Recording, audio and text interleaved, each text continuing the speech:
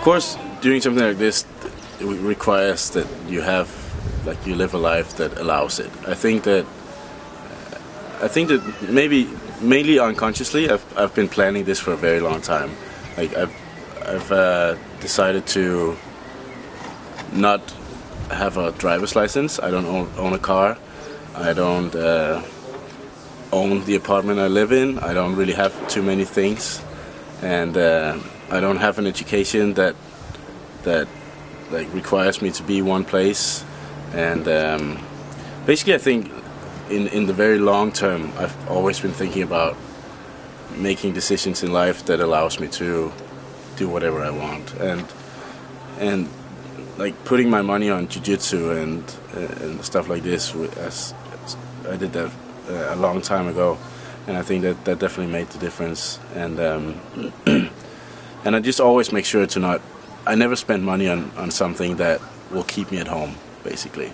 So so the long-term planning of doing stuff like this is of course important, but I think anyone can still like do it if they want, and financially that's what everybody asks. How can you afford it? It must cost you $1 million.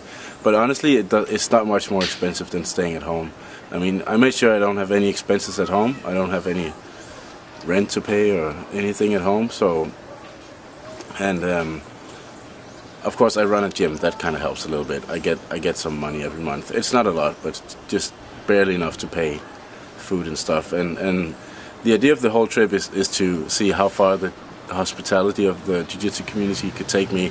And basically, if I was to do this trip staying in even hostels or something like that, and then it would be absolutely impossible. Like, it would never happen. And so what I've been doing is I just made the blog and ask anyone to invite me to sleep on their couch or on the floor or the gym or something. And so what I've been spending my money on is transportation and food.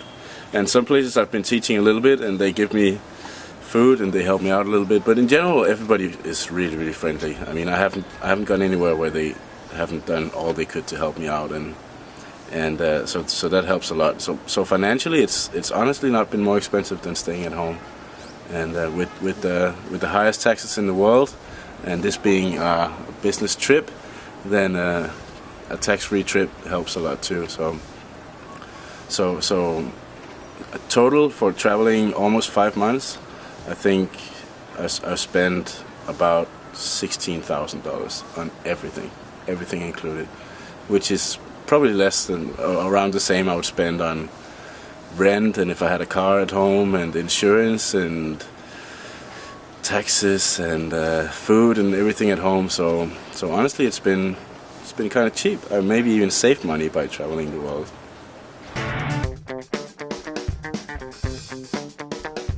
I think the obvious conclusion on the trip is that no matter where I've gone, like no matter what country or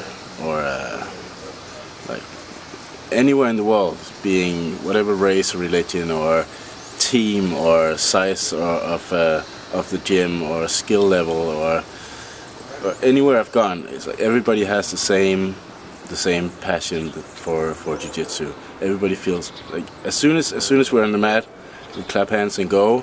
It's people are the exact same. There's absolutely no difference, and that could be in the top gyms of like US or Brazil, or it can be in India, where it's like a little group of beginners. It's all the same. So I think that's definitely the conclusion and the biggest lesson I've learned on the trip. I kind of knew already, and I think the trip was basically for me to confirm that. But it's very obvious that there is no difference, and dividing people into teams and only training with whoever you're affiliated with makes absolutely no sense to me. I think that everybody should train with everybody, and I mean, your best friend could be training, your next best friend in your life could be training in a different gym, and you might never meet him just because of some like fantasy affiliation. And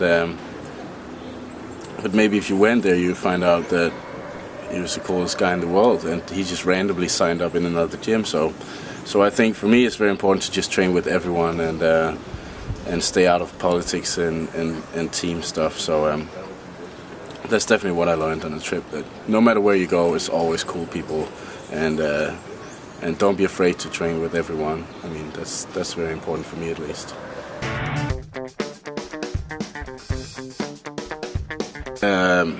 I have quite a few projects when I come home. There's a lot of ideas spinning off this trip.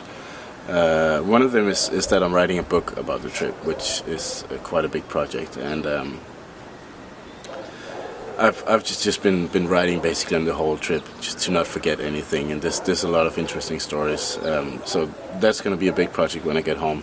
Another one is that I've been visiting a lot of gyms where people are less fortunate, like financially, and there's a lot of kids training out there who are like really talented, and there's a lot of potential, but they just don't have the opportunities to even buy a gi. I mean, they don't have any equipment to train with, and traveling to compete is completely out of the question. So I've been doing a little bit like less organized, trying to collect some equipment and send it around the world. We sent more than, I think, about 50 gis to Moldova to some kids there, and now we're sending some gis to Dominican Republic, where there's some ridiculous talent. I mean, some guys who some teenagers who will absolutely rape competition in a few years if they have the opportunities.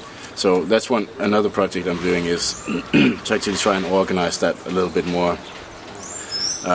We all know, at least us in the Western world, all probably have like 5 or 6 gis hanging around. We don't use most of them. I do, at least.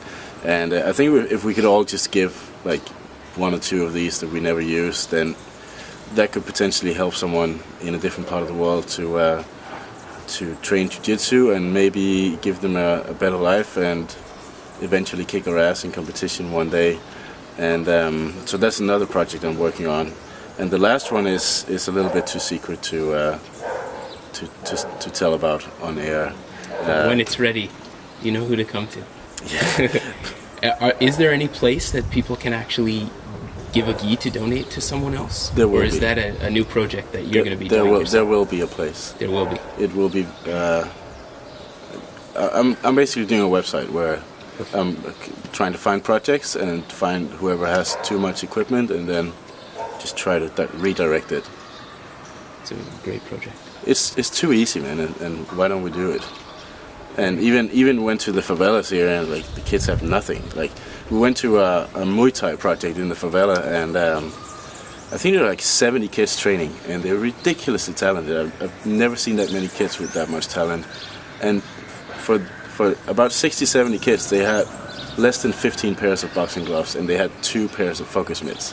They're just hitting each other's hands basically, and so I mean it takes so little. I mean, even in my gym, we have every year we switch out all the equipment, and last year we sent 50 pair of mitts to Africa, to Zimbabwe, and I mean it makes no sense to not do it. If you have too much stuff, just instead of throwing it out or just leaving it, then send it to these kids, and they might be world champions one day.